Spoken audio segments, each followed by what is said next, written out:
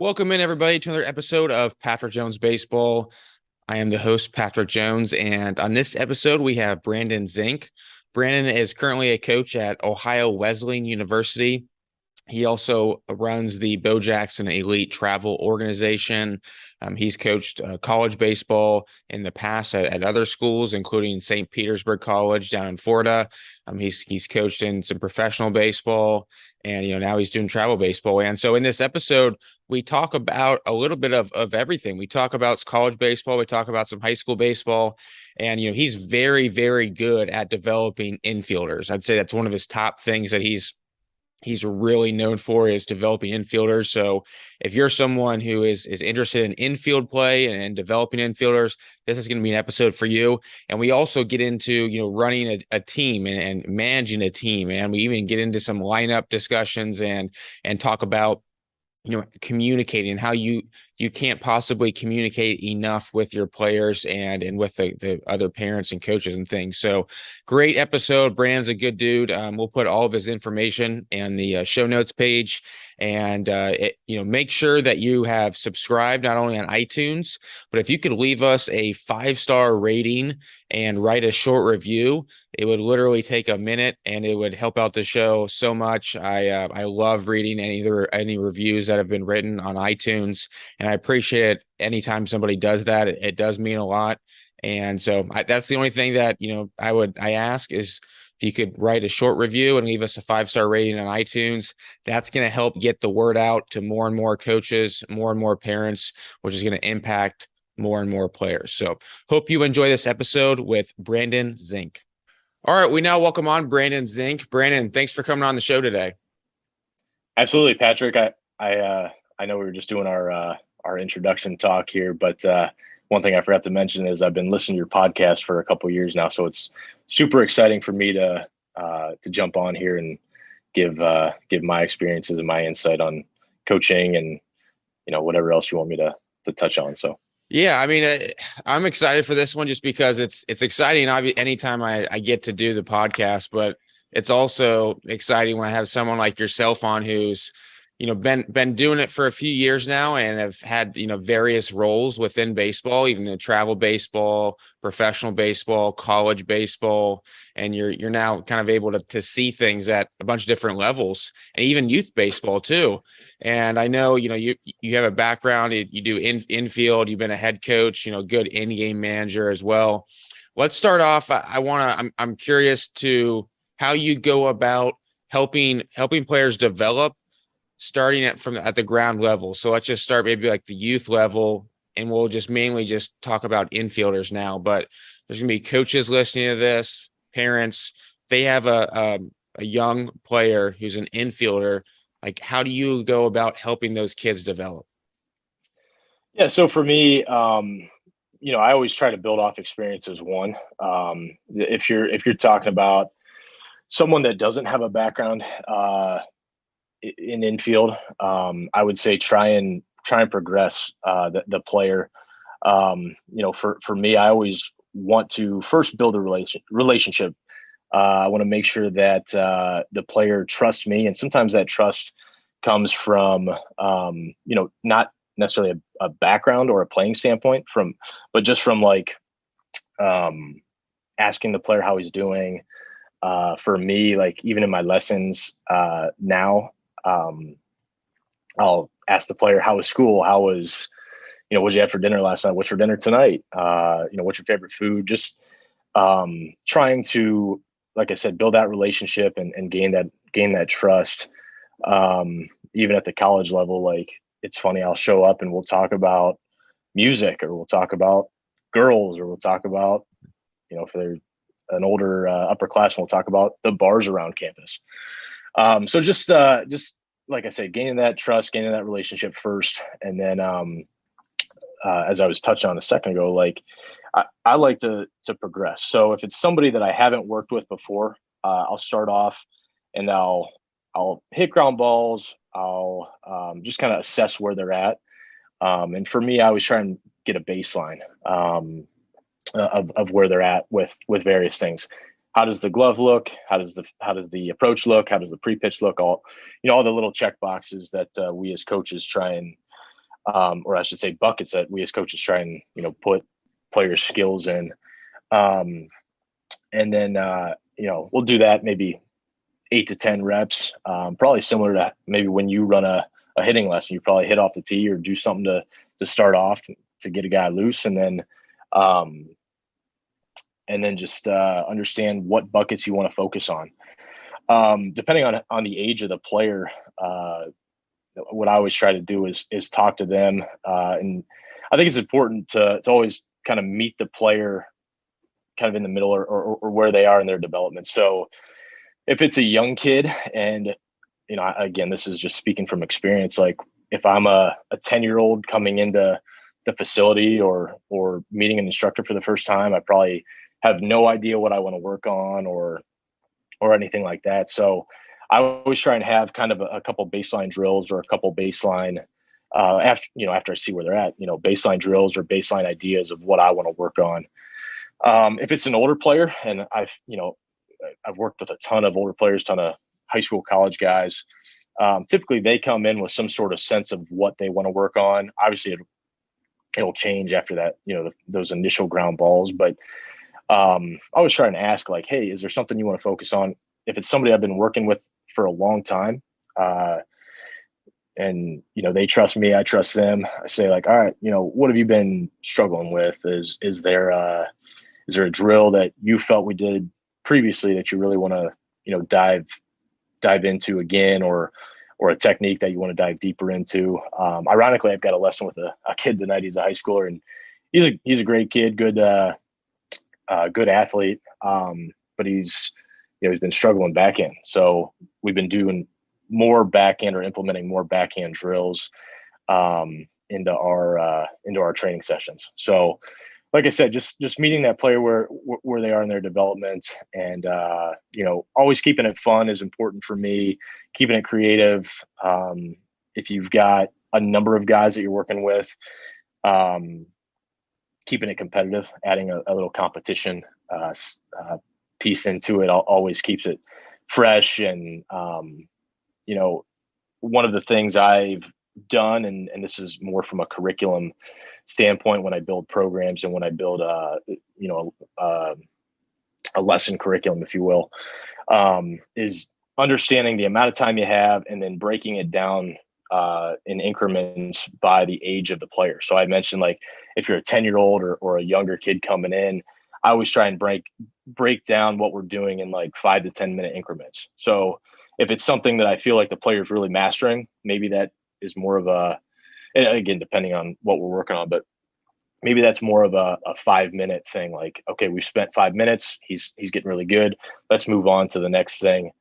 Or maybe it's an attention span thing. Like I've worked with, I'm sure you have too, with a bunch of guys that are, they just get bored easily with a drill, or maybe they aren't having success with a drill. So it's, all right, we're going to only do this for 5 minutes. Let's move on to the next thing.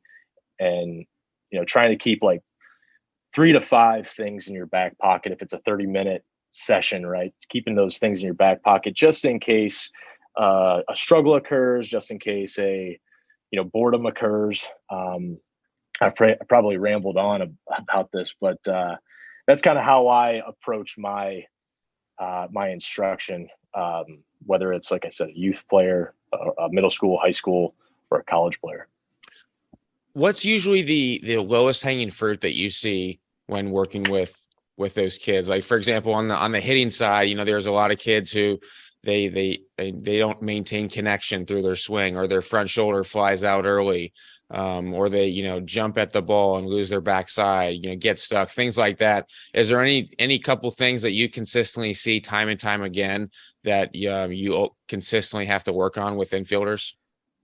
Yeah, I would say, depending on the level, pre-pitch is a big one. Ironically, like, I was at the college on Friday, at Ohio Wesleyan on Friday, and, just talking to guys. I was actually in the corner. We did a scrimmage, and I'm in the corner, like, videoing infielders to show them, like, hey, here's your pre-pitch. You're getting stuck here. You're a little slow reaction wise. So that's one of the big ones. And then just the timing of the fielding process, timing up the fielding process, even at the I see it a lot at the youth level, but even at the high school level, I see guys struggle with when to, when to plant if they're a righty, when to plant the right foot, how to land. Are they landing, heel? Are they landing full foot? Are they stopping their momentum? That's one of the biggest things. And then just throwing. It was funny. I was listening to your podcast with Calix Crab a few minutes ago before I jumped on here with you. But one of the things you guys were talking about was throwing, and that's the thing I see a lot is just footwork as it relates to throwing, understanding their arm angles, understanding when to use arm angles. I know you've talked to Calix about like throwing overhand versus throwing sidearm, and I'm a guy that's always thrown from like the 3 o'clock arm slot, and it's just how I've always done it. And I think just getting guys comfortable and letting guys kind of feel things out. And I always say, like, let a player be an athlete first, and then we'll teach them infield, we'll teach them the mechanics, versus teaching the mechanics and hoping that the athleticism comes second. There's always a balance. So I would say those are kind of the lower hanging fruits, regardless of the age level. Now, obviously there's other things I see, but those are really like the 3 or 4 things that I see from a consistent across the board standpoint, that if we can really master those, specifically at a younger level, we should be really good progressing forward. On the hitting side, there's a point of no return, in the sense that you can, just swing and swing and swing and you can be swinging so much that, you find something wrong with your swing, right? On the infield side, is it possible to take too many ground balls? Like, is there a point where you're taking so many ground balls and it's not really doing anything, or can you just do as many as you can possibly do, and it's only going to help you? That's actually a really good question. I think it depends on how you're taking them. One of the ideas I've been trying to kind of push with our players at Bo Jackson's is playing faster. And I would say, if you're a passive player, or a passive infielder, meaning if you're not aggressive to the ground ball, if you're just kind of sitting back on every ground ball, and I don't think you've ever been to our facility, Pat, but and I've invited you up, so feel free to come up. But I'll be up. we have I'll turf. come up. Yeah, come up. You're always welcome. But we have turf. We have a turf infield, and obviously it's easy to get passive on turf. You can sit back, but playing fast is one of the things where, like I said, I've been trying to harp on our infielders. So to answer your question, I think there are negative things that come along sometimes with taking too many ground balls if you're doing it wrong. I think if you can continue to change the pace of the ground ball, continue to change the type of hop, then I think it's adding that randomness, right, is where I think you don't fall into that those bad habits. It's probably the same thing with hitting, right? I know that's your forte, like adding angles to your front toss, adding angled BP. I actually saw a really cool drill with like 3 hack attacks set up coming from various angles, where the hitter's trying to do something different with each hack attack, with each feed. I think there's different things you can do, but if you're just taking rep after rep after rep, that's just never changing. I think you can definitely fall into a bad habits, fall into a trap of just, never becoming adjustable. Yeah, that's a great point. And when I was with the Orioles, obviously we're playing other teams. And so you're watching what other teams do and their infield play and warming up, batting practice and stuff like that.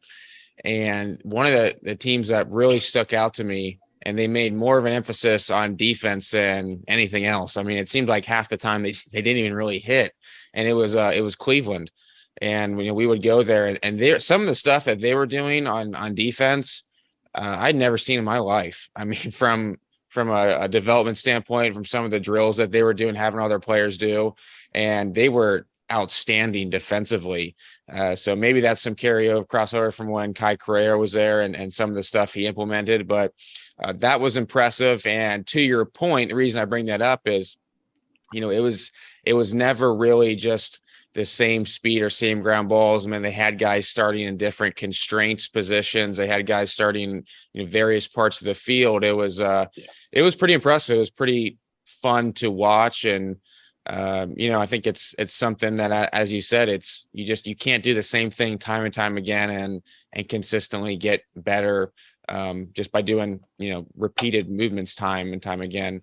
What's something that you see from like college guys or high school guys that, maybe that they really need to work on or emphasize in order to get to that next level? Like, is it playing faster, or is it arm strength? Like, what would you say for them specifically they need to do a better job of?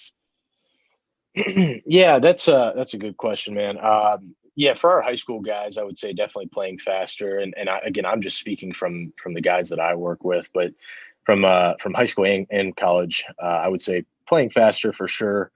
I would say understanding themselves as player, like as a player. One of the things that I see a lot, and I don't want to talk negatively about like high school coaches or how players are communicated with from at various levels, but I think understanding a player understanding his own game, and coaches being honest with players like, hey man, you don't have a great arm, and actually this was me growing up, right? You don't have a great arm. We're going to shift you over to second base. It's not a knock on you. You're still going to be in the lineup. Just understanding their role, right? And from a college standpoint, I think there's more advanced things that we do specifically at Ohio Wesleyan. Understanding, so we just to give you kind of a peek behind the curtain, we do shift cards, and that's one of my jobs at Ohio Wesleyan is to create the shift cards. So I go through the data and I understand where everyone's hot zones are and where their tendencies are, ground ball wise and fly ball wise for the outfielders, and I do the shift cards. So getting the players to understand the importance of that, and then from a practice and preparation standpoint, making sure they're getting ground balls in those spots to where they're shifting. I would say, and then I guess on top of that too is making sure that they're prepared to not just field a ground ball there, but to throw and adjust to throw, if they're going, in the hole, if it's a shortstop and he's playing more behind second base, making sure that he's understanding what the next piece of that fielding puzzle is, or if he shifted closer to the third base line, making sure that he understands it's a longer throw. What's that longer throw entail? Arm angle wise, maybe it's throwing or ball flight wise, maybe he's got to get a longer hop. Maybe it's I'm at Division III, so we're not we don't always have the guys with the greatest skills sometimes, right?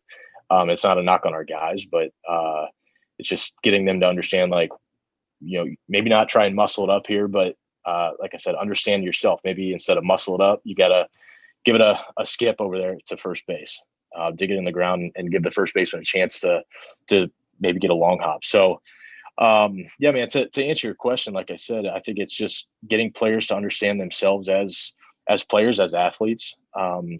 That's one of the biggest things. And then from a training standpoint with them, I think it becomes easier because you can have those honest conversations. You can have probably more productive conversations, and then kind of lead them or set them on a better path to be successful. When we had Paul Yanish on the podcast several months ago, one of the things that he said is, the enemy of an infielder is anxiety. Absolutely. Is there anything that you help your infielders with specifically to help reduce that anxiety? I mean, you hear some stuff from, kind of glaring off into the stands or finding something to zone out for a second when you're, in the middle of between pitches or whatever, just to try to lock yourself back in. But is there anything that, you have found has helped certain guys? That's a good question, man. I'm still, obviously every guy's different, right? I'm still probably trying to answer that question myself. I know it's funny you asked this question because I was thinking about it this morning. I know growing up as an infielder, and this was probably a product of my environment, I was always afraid to fail. And I think that's what, and again, I wasn't a great, I didn't play in the major leagues that, obviously, but, from what hindered me, as I kind of self-reflect, I would say my anxiety is as a fielder, my worry to fail. And I think a lot of players are like that. Is, obviously baseball is a game of failure and you're going to fail a lot.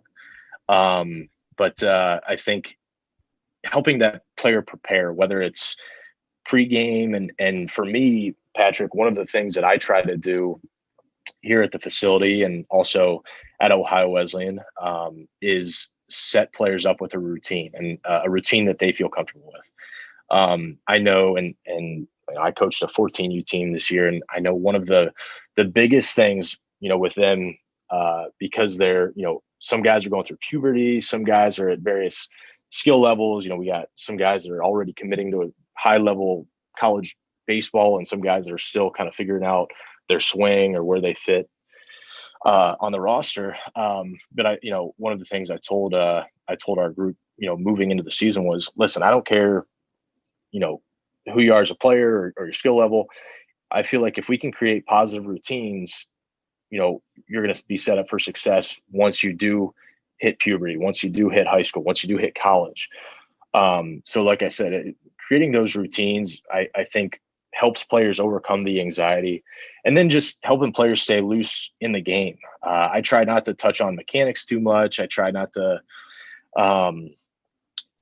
focus too much on specific, I guess mechanics is skills or glove work, whatever you want to call it, during the game. I just try to, keep a loose atmosphere, try and keep players light. If a mistake happens, we'll touch on it, either at the end of the game or unless the player approaches me. And then I just try to give them positive reinforcement and say, hey man, it was a tough hop, and maybe try and shift focus somewhere else. Like, it was a tough hop, let's, worry about this next AB, or yeah, you had that, man.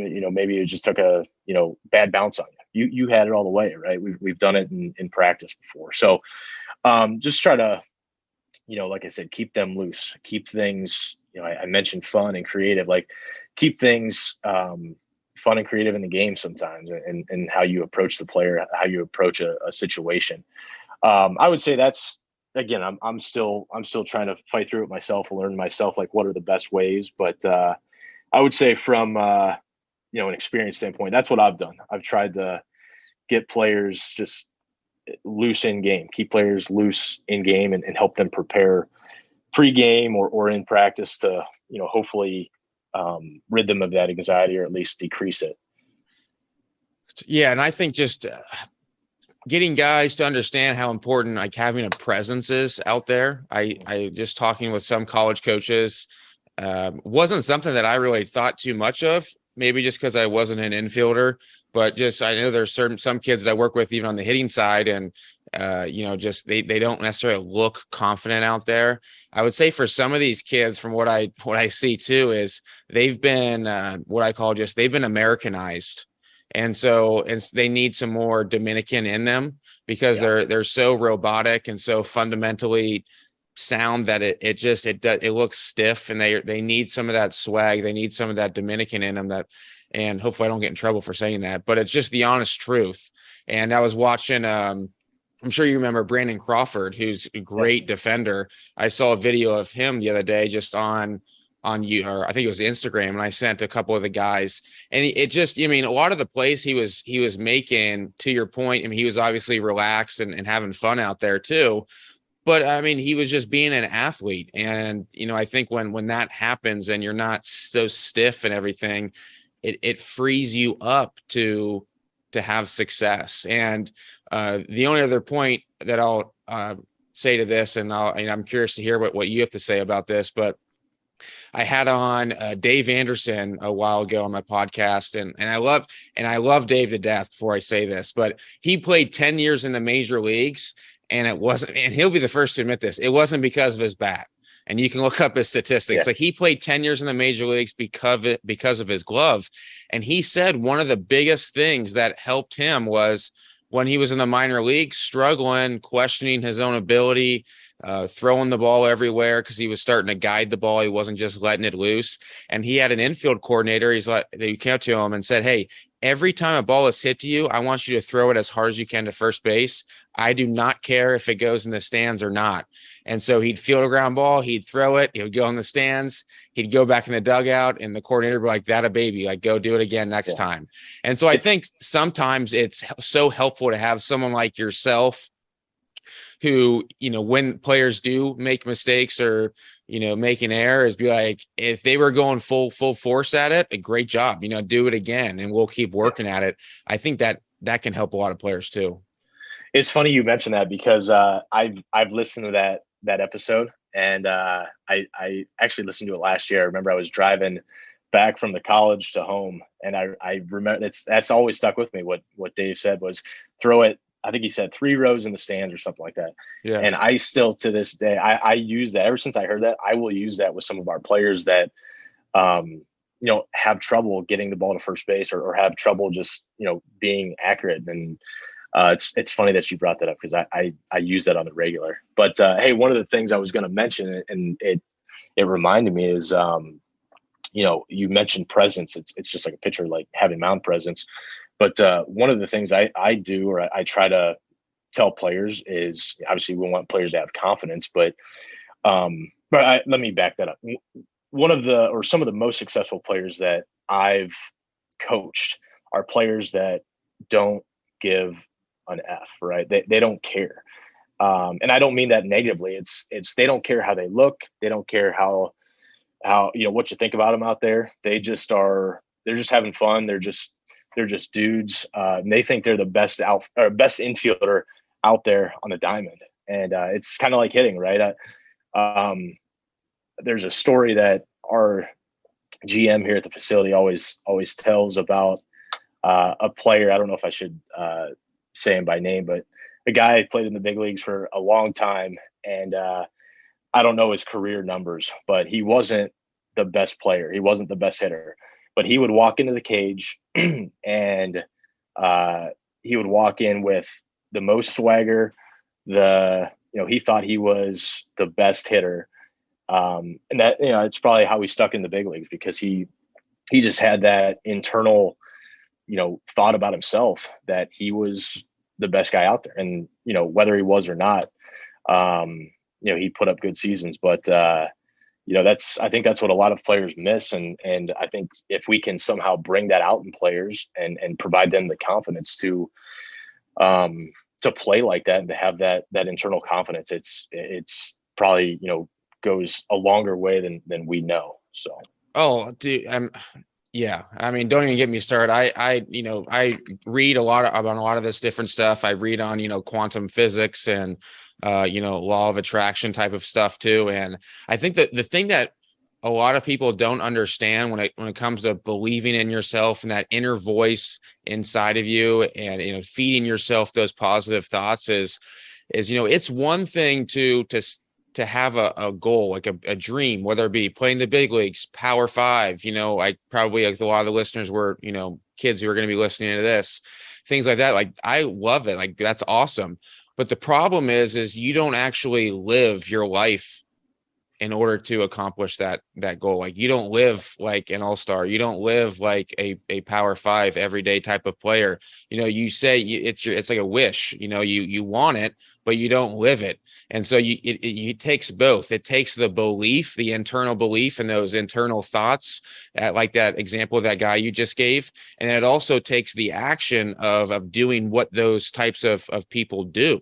And so when you can combine the belief with the action, that's when you're going to get something special.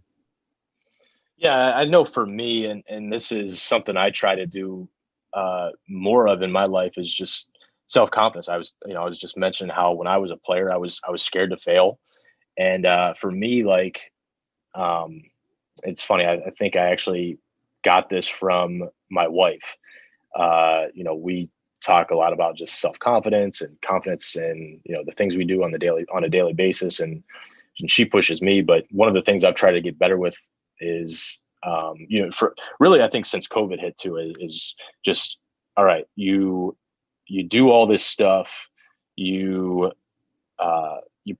add the tools to the toolbox, if you will.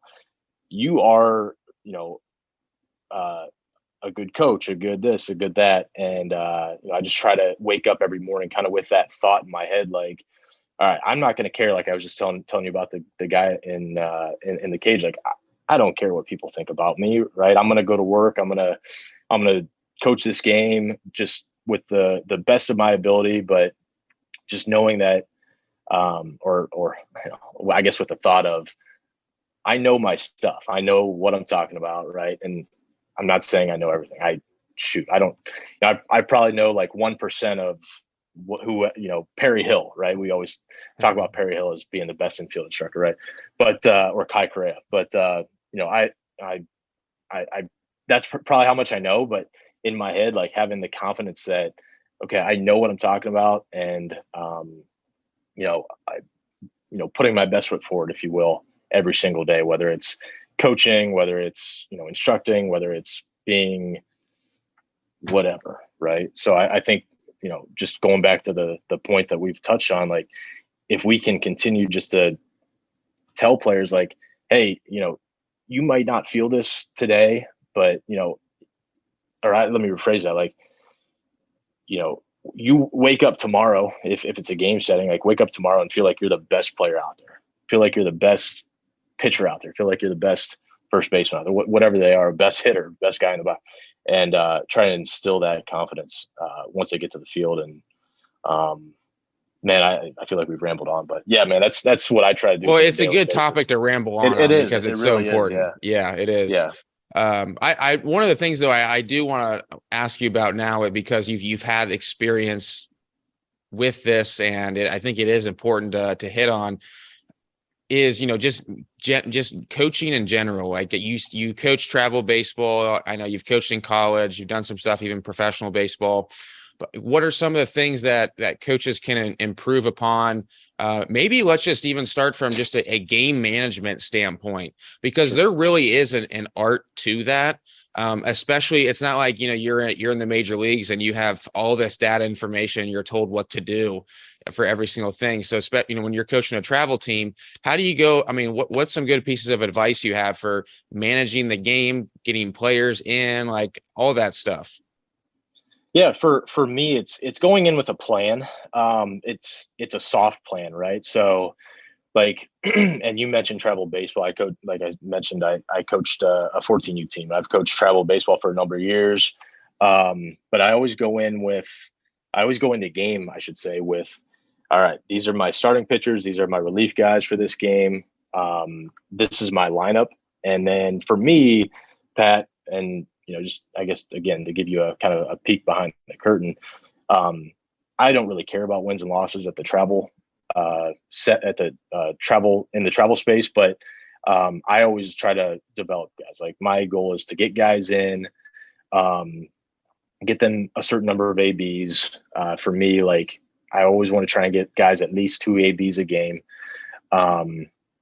So what I try to do is I'll go in with a plan. I'll have a lineup. I'll say, all right, this guy's going to go in for this guy. This guy's going to go in for this guy. And again, that's just a soft plan, right? Things might change. Like, your pitcher, you want pitchers to go 4 or 5 innings. Pitcher might go 1 inning. And now you got to shift that plan, but always have that plan, always be prepared to adjust that plan, and almost have like plans A, B, C, D, in case something goes haywire. Yeah, we give up 10 runs in the first inning, or exactly. It's happened, right? And then on top of that, communicate with the guys that are on the bench. Like, I always try and tell my guys, like, all right, you're on the bench. This is your role that day or this game. Maybe you're going to come off come onto the field as a pinch runner. Maybe that's your only job that day. be the best pinch runner you can be. I always go back to the 2004 playoffs with Dave Roberts, right? Dave Roberts' only goal that one game was to be a pinch runner and to steal second base, right? That was his one job. And I think communicating that with athletes is big and goes a long way and prepares them mentally and sometimes physically for that game or for that one instance. Over communicate, right? Pitching is, again, I don't know as much about pitching as I do hitting and infield and all that, but I always try to communicate with my pitchers. All right, here's what I want you to do. Like, you're going to start this game. We'll push you to this many pitches. You're on a pitch count or inning count or whatever. And then with the relievers, like, I try to communicate with them at least 2 or 3 innings before. Hey, make sure you start stretching. Make sure you do this. Make sure you do that. Just so they're prepared. As you know, or maybe you don't know, but in travel baseball, you're dealing with a lot of different personalities. You're doing just baseball in general, I guess, but you're dealing with different personalities. You're dealing with different levels of preparation. So, like, I may have a guy that doesn't even think about getting loose until 5 minutes before he's supposed to go in, or the inning he's supposed to go in. So trying to keep guys kind of on that soft plan, if you will, or prepared mentally to do what's next for them in the game. Those are my 2 biggest things, Pat, or like I said, having a plan, going with a plan, and just over communicating. For me, I would say as I've been a head coach, I've been an assistant coach. I think each role entails something different. So as a head coach, you always got to think a few innings ahead. And then as an assistant coach, you're more of a kind of in the moment type coach, to where, like, if you're the head coach, you're thinking about your substitutions, you're thinking about your pitching changes, you're thinking about the strategy of the game a little bit ahead of when it happens. Like, all right, if X happens, then I have to do this. If Y happens, then I have to do that. And this is just kind of going off experiences, Pat, but like I said, as an assistant coach, I always try and think like one play ahead. So if it's, I mentioned the shift cards that I do. So if we have, all right, we know we got the 4, 5, 6 guys up, we know what we're shifting. Maybe the other team pinch hits for the 5-hole guy. All right, now we got to quickly go in. Maybe it's a guy we don't have any information on. Now we got to try and adjust. Maybe it's adjusting pitch by pitch, right? All right, we recognize something with the swing. All right, now I got to shout out to my shortstop to adjust this way, or my third baseman to adjust that way.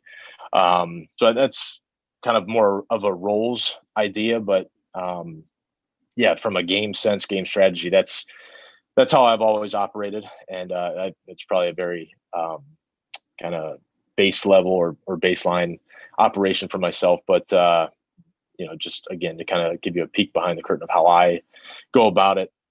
That's it, man. So is there a certain reason you structure your lineup the way that you do, like putting guys and hitting them in certain slots? That's an interesting question, man. I've always kind of gone about it.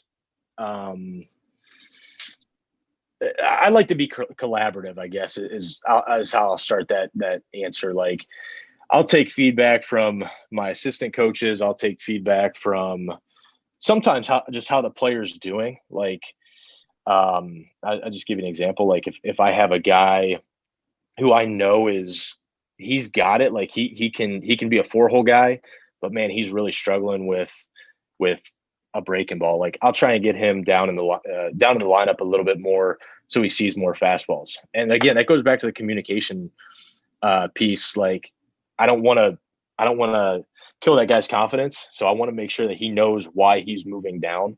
But from a general like structure, it depends, man. I've always kind of had the thought that you want to get your guy that's probably the best on base guy at the top of the lineup. you always go back to, I always go back to like the Indians. I grew up with the Cleveland Indians, who are now the Cleveland Guardians. Like Francona would put, when Carlos Santana was on the roster, he'd put Carlos Santana as the leadoff guy. He's not your prototypical leadoff guy. You think back of when Kenny Lofton was on the roster. Kenny Lofton was the fastest guy on the team. You think, okay, that's your leadoff guy.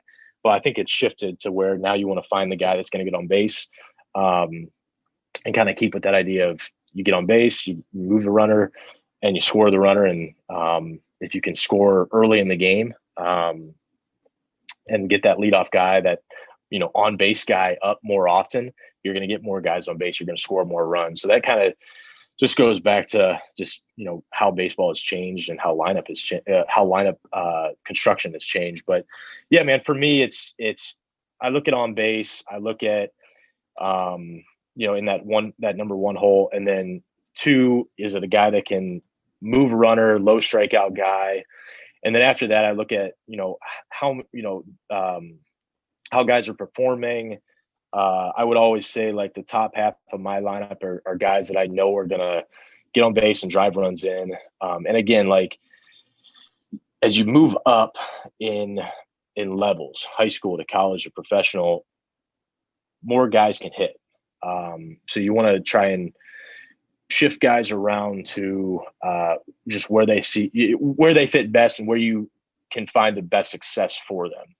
And again, it goes back to like, if I have a guy that's struggling a little bit, I'm going to move him down and get him more fastballs, and hopefully he's going to produce runs for us in the bottom half as much as he would when he's on at the top of his game in the top half. So it varies, to answer your question. Yeah, totally. I think you answered that really well. And I think one of the most overlooked parts of coaching is what you talked about, is the importance of just over communicating where players stand on the team, because, that was a great example of, you drop a guy down in the lineup who's struggling, but you don't say anything to him. He just walks over to the lineup card and sees that he's dropped now to 7th or 8th hole.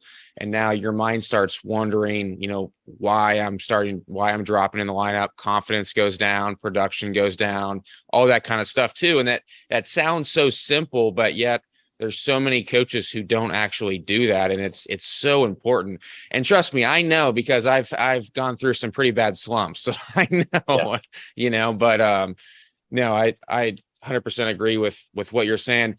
The next thing I want to ask about is, you guys are well known, Bo Jackson elite.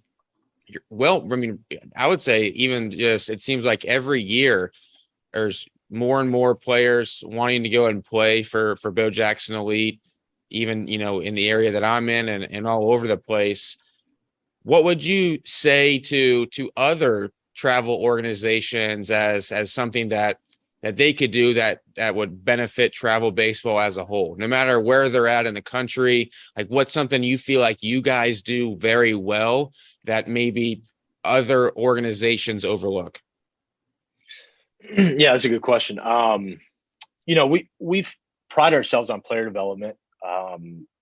We pride ourselves on understanding the goals of each player and helping each player get to where their ultimate goal is. And then we've talked a lot about communication, just communicating with players and parents. If it's a player that wants to play in college, like, hey, here are the steps you need to take. You as an individual needs to take to get to that level.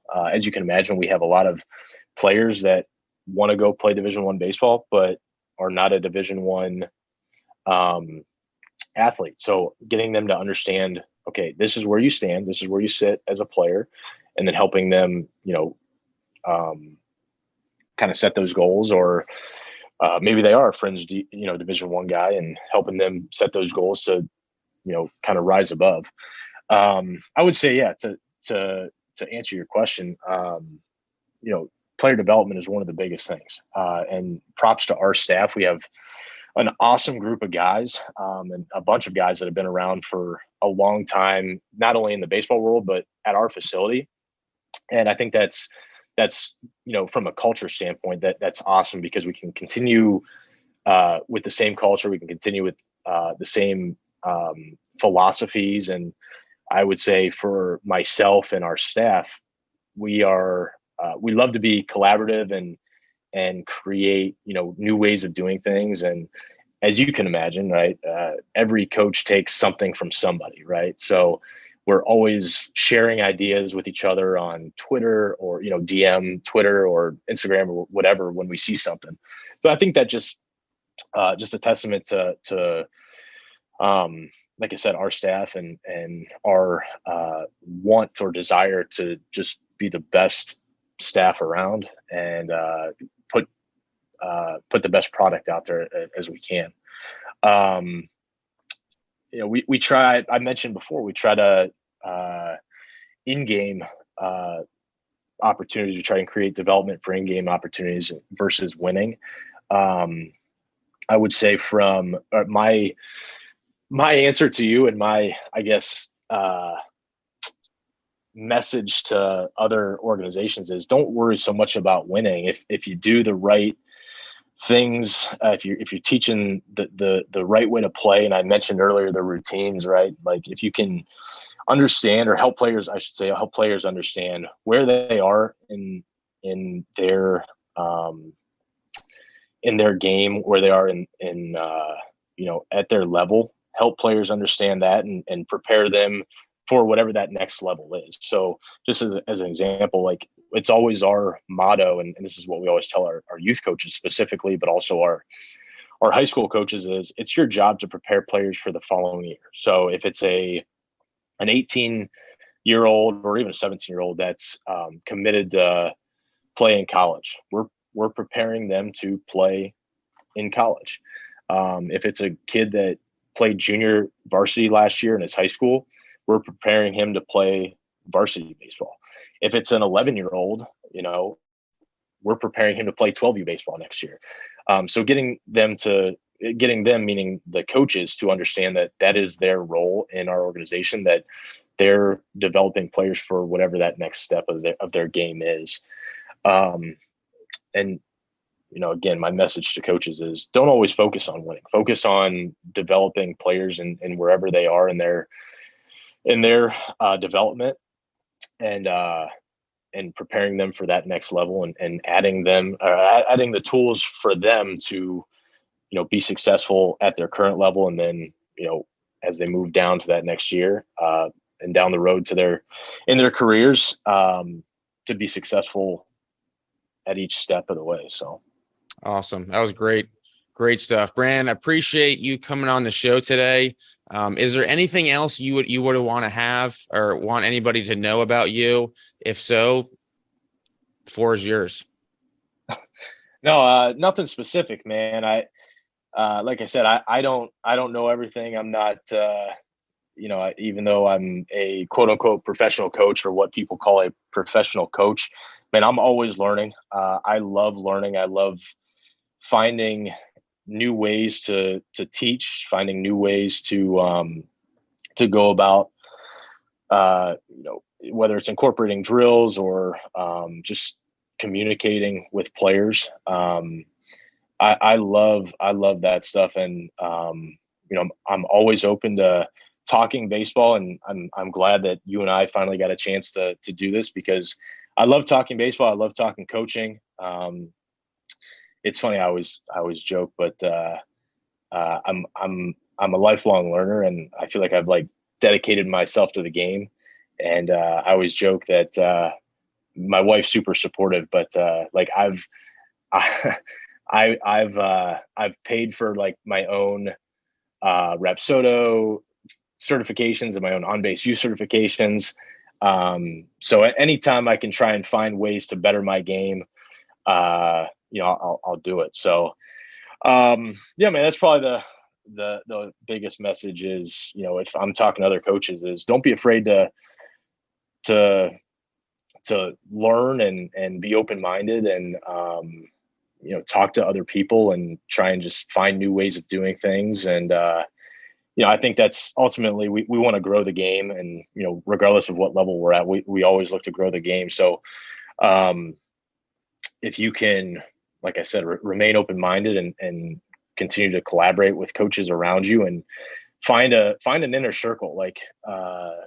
we didn't touch on it in this interview, but I have an inner circle of people that I reach out to on a daily and weekly basis to talk coaching, talk infield play, talk, even just from like managing personalities or managing relationships. I'll do that, and I have that inner circle of people that I reach out to on a daily and weekly basis to just always grow and never get complacent with where I am, and whether that's professionally or not. So yeah, man, that's what I would want people to take away from me and know about me. And I'm always open to talking, like I said, baseball. If people want to reach out to me on Twitter or Instagram, I'm more probably active on Twitter than anything, but at B_Szink 12, and that's Szink with an SZINK, as people will probably see on the podcast. But